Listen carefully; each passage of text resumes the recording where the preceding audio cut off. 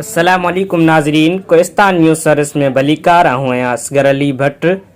कोहिस्तान जे थाणो अरब खान जे बचानीअ वारे इलाइक़े जे ॻोठ सालू खानाणीअ में ॿियनि सहूलियतुनि सां गॾु पीअण जो पाणी बि केतिरे अरसे खां अणलभ हुयो ऐं ॻोठाणा 5 किलोमीटर परे गॾहनि ते पीअण जो पाणी आणे गुज़ारो कंदा हुआ।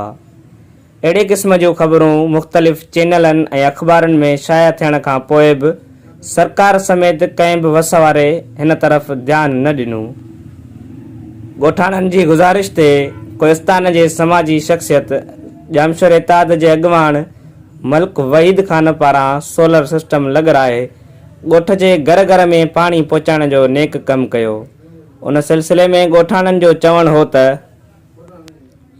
मेहरबानी कई साईं वहीद मलिक वहीद साहब जेको 20 साल हिते पानी तमाम पानी की खोट लगी पई, कुछ भी पानी कोनो गॾहनि ते भरींदासीं, मोटरसाइकिल ते भरींदासीं, पर अॼु अल्लाह जूं रब जूं वॾियूं महिरबानी छूअनि जेको वहीद साहब हेॾी महिरबानी कई। अल्लाह साईं उनखे वॾा इन्हनि जा दर्जा ॾींदो। जेको तमाम हिते मसीदी ॻोठ वॾो पर पानी 20 साल फुड़ी भी न हुई, तमाम परेशान हुआसीं पानी जे लाइ। अल्लाह उनके खुश कंदो, असां पानी ॾिनाई वॾी सहूलियत करे ॾिनाई। हाँ पानी अगे परे हुओ घर खां आओ। हाँ ॾाढो परे हुओ। हाँ हाणे त गरम पानी है। हाँ हाँ सही है। हिन के कम से कम 30 साल थिया जेको असांजे ॻोठ में पानी बिल्कुलु कोन हो। अच्छा अल्लाह साईं हुनखे अणखोट ॾे जो पंहिंजी महिरबानी कयईं। असां हिकिड़ो 2 चकर हुन ते वियासीं, ऐं असांखे ॾिनई पाणी, उहा हुनजा लख थोरा। अल्लाह हुनखे ख़ुशि रखे। असांजी दुआऊं हुन सां गॾु आहिनि।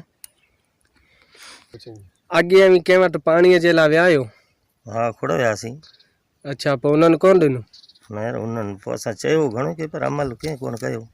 हिते खोड़ आहिनि, बरोचन वांडा आहिनि, उन्हनि जो माल बि हितां पाणी पीए थो, ऐं ॾाचियूं आहिनि वॾेरे जूं, उहे बि हितां ई पाणी पीअनि थियूं, ऐं तमामु सुठो सहूलियत आहे। हिते त चवंदा पाणी बाड़ो आहे हिन सॼे इलाइक़े में, पोइ हिते तव्हांखे कीअं ख़बर पई हिन पाणीअ मिठे जी? बसि असां अलाह तरक़ी मिशन आंदोसि किरे न इन साड़े खणायोसीं। अलाह तरक़ी चयोसि तूं कल्ह ख़ुदा ॾींदो जी। हाँ मिठो बिल्कुलु पाणी। अच्छा अॻे किथां पाणी पीआरींदा आहियो मालक? अगे हुआ ही कौन। हाँ अच्छा पढ़ाई सही हलंदी? पढ़ाई हाँ विज़ुअ जी हाणे टेंशन आहे, अॻे पाणी कोन हूंदो, हाणे अगे हूंदी हाणे कान्हे। हाँ पाणी कंहिं ॾिनो? पानी मलिक वहीद साहब। अच्छा घणा ॾींहं थिया आहिनि पाणीअ कटे? पानी 15-20 ॾींहं थिया। हाँ हाणे पाणीअ जो सुकून? हाँ ठीकु। हाणे किथां आणींदा? असां बचानीअ मां भरे अचंदासीं, सो ॾाढी मुश्किल हुई वज़ू बेला। पोइ हाणे अल्लाह जो शुक्र मलिक वहीद असांखे ॾिनो बोर ॿियो तंहिं पाणी भरियूं।